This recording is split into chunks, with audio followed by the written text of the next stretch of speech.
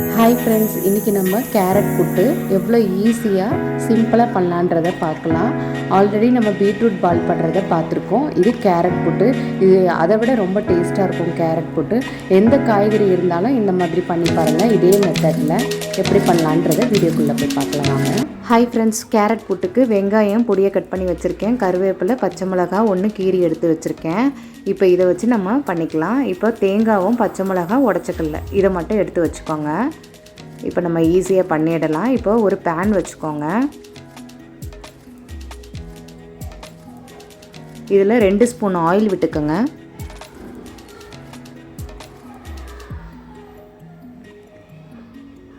இதில் 3 லவங்கம் போட்டிருக்கேன். பட்டை இருந்தால் போடுங்க, சோம்பு கொஞ்சம் போட்டிங்கன்னா இன்னும் நல்லாவே இருக்கும். இப்போ நான் லவங்கம் மட்டும்தான் இருக்குன்னு போடுறேன். இப்போ பொடியை கட் பண்ணி வச்சுருக்கேன்.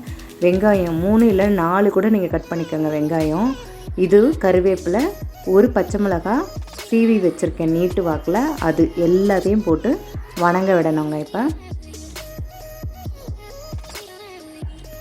இது எந்த காய்கறினாலும் போட்டு பண்ணலாம். இப்போ நான் இன்றைக்கி கேரட் எடுத்திருக்கேன். ஆல்ரெடி பீட்ரூட் நான் உங்களுக்கு கொடுத்துருப்பேன், டிஸ்கிரிப்ஷன்லேயே நான் கொடுக்குறேன், நீங்கள் வேணால் போய் பாருங்கள். டேஸ்ட்டு ரொம்ப நல்லாயிருக்கும். எந்த காய்கறினாலும் இதே மாதிரி பண்ணிங்கனாலே அதோடய டேஸ்ட்டே பிள்ளைங்க சாப்பிடுவாங்க. நம்ம பொரியல் ஆஸ் யூஷுவலாக பண்ணுற மாதிரி கூட்டு பொரியலுன்னு பண்ணுறதுக்கு இந்த மாதிரி பண்ணால் கொஞ்சம் வித்தியாசமாக இருக்கும். சம்மரில் மசாலா ரொம்ப சேர்க்காமல் இந்த மாதிரி பண்ணலாம். இப்போ மஞ்சத்தூள் ஒரு 1/2 ஸ்பூன் போட்டுக்கோங்க. இது நல்லா வதங்கிறதுக்குள்ளேயே நம்ம கேரட்டை துருவி எடுத்துக்கலாங்க. இது செய்யறதுக்கு 5 மினிட்ஸ் கூட ஆகாது, மேக்ஸிமம் எல்லாம் ரெடி பண்ணிட்டா. இப்போ இந்த 3 கேரட்டை எடுத்து நான் துருவி எடுத்துக்கிறேன். துருவி எடுத்துட்டேங்க. இப்போ இந்த வெங்காயம் வதங்கும் போதே நம்ம போட்டுக்கலாம். இந்த ஸ்டேஜில் இஞ்சி பூண்டு பேஸ்ட்டு போட்டாலும் நல்லாயிருக்கும். இப்போ கேரட்டை போட்டுட்டேன். வெங்காயமும் கேரட்டும் நல்லா வேகணும். ஸோ அதனால் ஒரு பெரட்டு எடுத்து நல்லா வணங்க விடுங்க.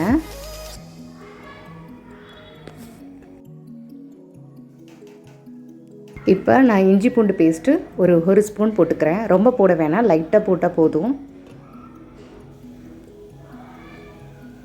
இப்போ போட்டுக்கோங்க. இதோடு சேர்த்து நல்லா கலந்து விட்டுருங்க. வெங்காயம், கேரட்டு, இஞ்சி பூண்டு ஸ்மெல்லு எல்லாமே நல்லா பச்சை வாசனை போகிற அளவுக்கு வணங்கிட்டோன்ட்டு விட்டுருங்க. இது காய் நல்லா வேகணுன்ட்டு மூடி போட்டு லாக் பண்ணி கூட வைக்கலாம் நீங்கள். இப்போ நான் கொஞ்சம் நேரம் வேகட்டோன்ட்டு மூடி வச்சிடுறேன். இப்போ அதுக்குள்ளே நம்ம தேங்காய் துருவல் ஒன்று ரெடி பண்ணிக்கலாம். மிக்சியில் சட்னிக்கு நம்ம ஒயிட் சட்னி அரைப்போம் இல்லைங்களா, தேங்காய் சட்னி, அதே அளவு தான் தேங்காவை போட்டுக்கோங்க. காரத்துக்கு 2 பச்சை மிளகாய் போட்டிருக்கேன். ஆல்ரெடி 1 நான் போட்டிருக்கேன். இப்போது உடச்சக்கல்ல கொஞ்சம் போட்டுக்கோங்க. இந்த உடச்சக்கல்லையோட அந்த தேங்காய் டேஸ்ட்டும் காயோட டேஸ்ட்டும் சேர்த்து செம்மையாக இருக்குங்க இந்த டேஸ்ட்டு. நீங்கள் ஒரு தடவை பண்ணி பாருங்கள். இப்போ இது காலையில் வச்ச சட்னி, இது கூட மீந்ததுனாலும் போடலாம். ஆனால் நான் இப்போ ஃப்ரெஷ்ஷாக நான் பண்ணி உங்களுக்கு காட்டுறேன். இப்போ இதை நம்ம அரைச்சி எடுத்துக்கலாம். இது அவ்வளோதாங்க, குறைன்னு அரைச்சி எடுத்துட்டோம். இப்போ கேரட் வெந்திருக்கும், அதோட நம்ம இதை மிக்ஸ் பண்ணியிருக்கலாம்.